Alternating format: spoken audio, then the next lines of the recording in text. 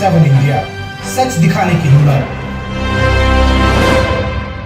नमस्कार, आप देख रहे हैं न्यूज 24/7 इंडिया। मैं हूं आपके साथ सपना मदेशिया। चलिए शुरुआत करते हैं आज की कुछ खास खबरों से।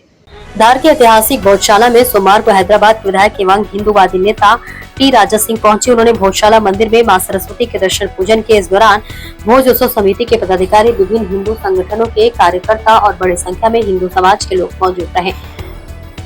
भोजशाला पहुंचने पर ढोल नगाड़ों, आतिशबाजी और जयघोष के साथ उनका स्वागत किया गया। भोजशाला में दर्शन पूजन के बाद टी राजा सिंह ने कहा कि जब भी वे पहले धार आते थे तो मन में दुख लेकर यहाँ से वापस जाते थे।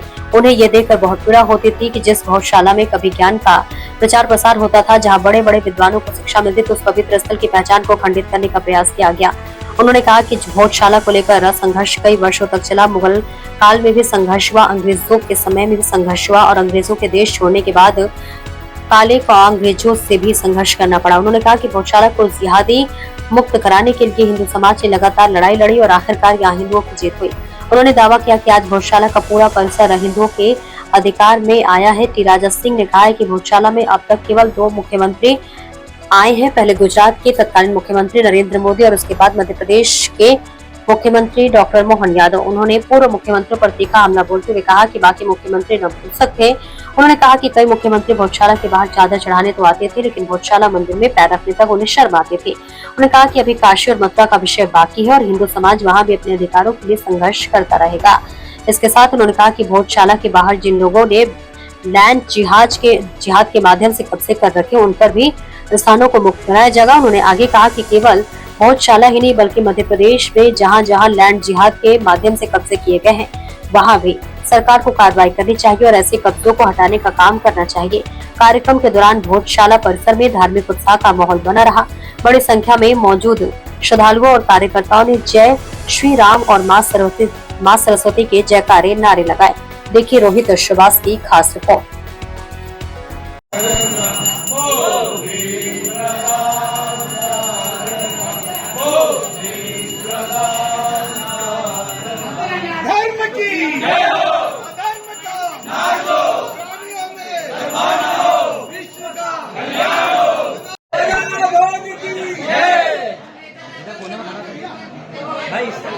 सरस्वती माता की जय, सरस्वती माता की जय।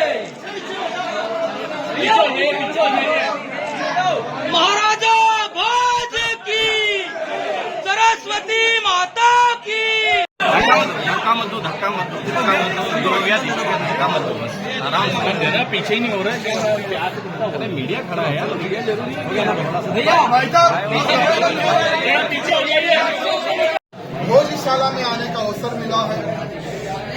जब भी मैं इस भोजशाला के पवित्र स्थान पर आता था तो मन एक दुखी लेकर यहाँ से जाता था, क्योंकि एंट्रेंस में जो दरगाहें, जो गुम्बदें दिखती थी, बहुत ही तकलीफ होती थी कि भोजशाला में जहाँ पर हमारे ज्ञान का प्रचार होता था, बड़े बड़े विद्वानों को यहाँ पर शिक्षा मिलती थी, ऐसे हमारे पवित्र स्थान को खंडित करने का प्रयत्न किया गया, लैंड जिहाद करने का प्रयत्न किया गया।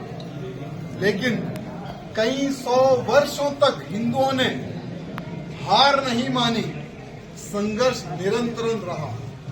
अंग्रेजों से भी संघर्ष रहा, उससे पहले मुगलों से भी संघर्ष रहा, और अंग्रेज जब चले गए देश से बाहर तो काले अंग्रेजों से भी संघर्ष रहा इस भोजशाला के मंदिर के लिए, यहाँ पर जिहाद मुक्त करने के लिए। लेकिन आज हिंदुओं की जीत हुई है। यहाँ पर पूर्ण रूप से कई 100 वर्षों के बाद में यहाँ पूरा स्थान मंदिरों के हिंदुओं के कब्जे में आया है। इसके लिए मैं धार ही नहीं पूरे भारत के हिंदुओं को शुभकामनाएं देना चाहता हूं और धार के हिंदुओं को बहुत धन्यवाद करना चाहता हूं, और मंदिर समिति के अधिकारीगणों को, और जो निरंतरन जो कोर्ट जाना है, केस लड़ना है, जो सत्य सामने रखने का जो प्रयत्न किया गया है, और खास करके एएसआई डिपार्टमेंट को मैं धन्यवाद देना चाहता हूं जिन्होंने सर्वे करके सत्य को सामने रखने का प्रयत्न किया। साथ ही साथ मैं हमारे भगवाधारी मुख्यमंत्री जी मध्य प्रदेश, उनको भी धन्यवाद प्रकट करना चाहता हूं, क्योंकि इस भोजशाला में सिर्फ दो मुख्यमंत्री आए हैं। पहले हमारे नरेंद्र मोदी जी, उसके बाद में हमारे मोहन यादव जी, क्योंकि बाकी मुख्यमंत्री तो नपुंसक थे। भोजशाला के बाहर चादर चढ़ाने आते थे, लेकिन भोजशाला के मंदिर के अंदर पैर रखने में भी उनको शर्म आती थी।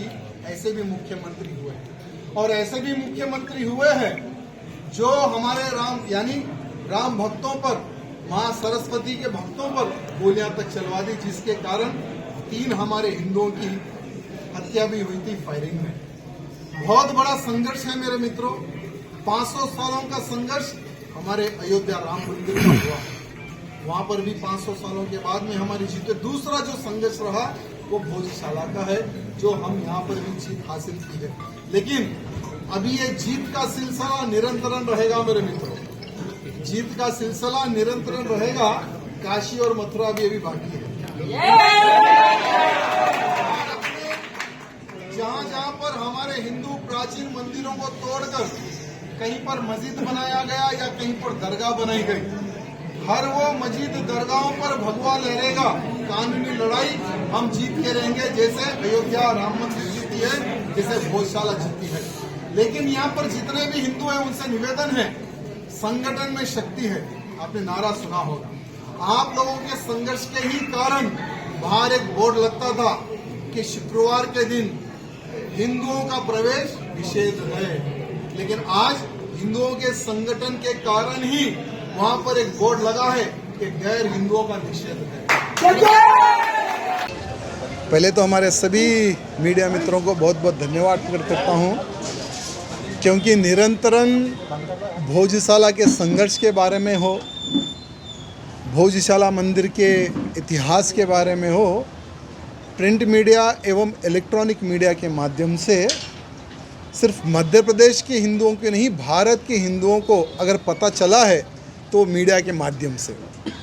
आज तीसरी बार मुझे भोजशाला आने का सौभाग्य प्राप्त हुआ है, और जब भी मैं इस भोजशाला मंदिर के दर्शन करने आता था तो एक दर्द लेकर जाता था कि हमारे ही प्राचीन मंदिरों को किस प्रकार से खंडित करके लैंड जिहाद किया गया, दरगाहें बनाई गई, मस्जिदें बनाई गई, किस प्रकार से हमारे हिंदुओं पर अत्याचार। और जब भी आता था एक दर्द लेकर जाता था।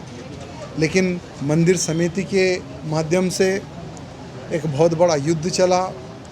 मंदिर समिति के अधिकारियों से पहले भी लगभग कई 100 वर्षों का संघर्ष रहा इस भोजशाला मंदिर के प्रांगण को मुक्त कराने के लिए, क्योंकि हर शुक्रवार को एक बैनर लगता था। वो बैनर हमने भी देखा था कि गैर हिंदुओं का प्रवेश निषेध है। आज बैनर देखकर मुझे खुशी हुई कि गैर हिंदुओं का निषेध है बोलकर बहुत खुशी हुई। और जैसे इस मंदिर के दर्शन के लिए इतिहास में सिर्फ दो मुख्यमंत्री आए हैं। हमने तो देखा है 2 ही मुख्यमंत्री को। पहले तो हमारे प्रधानमंत्री, वो समय के मुख्यमंत्री नरेंद्र मोदी जी आए थे, और अभी मध्य प्रदेश के हमारे मुख्यमंत्री मोहन यादव जी आए हैं। मोहन यादव जी आने के बाद में हमने उनका एक बहुत सुंदर स्टेटमेंट देखा है कि भव्य रूप से एक कॉरिडोर बनेगा। तो कॉरिडोर तो आपने बनाने का अलॉटमेंट किया है, इसके लिए धन्यवाद प्रकट करता हूँ। लेकिन कॉरिडोर बनाने से पहले जो अभी भी जो कलंक लगा हुआ है वो कलंक तुरंत मुक्त करवाए, ये मैं हमारे मोहन भैया जी से निवेदन करना चाहता हूँ।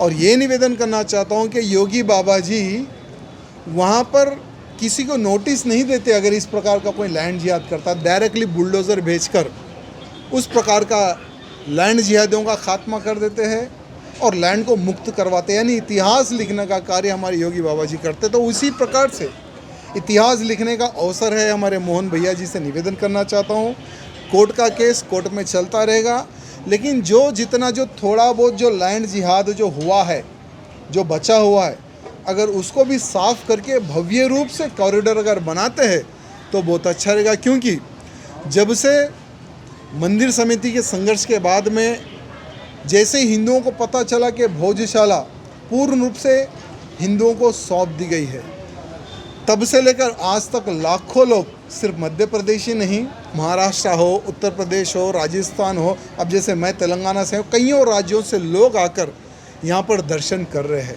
एक बहुत बड़ा टूरिज़्म का एक हब बन सकता है।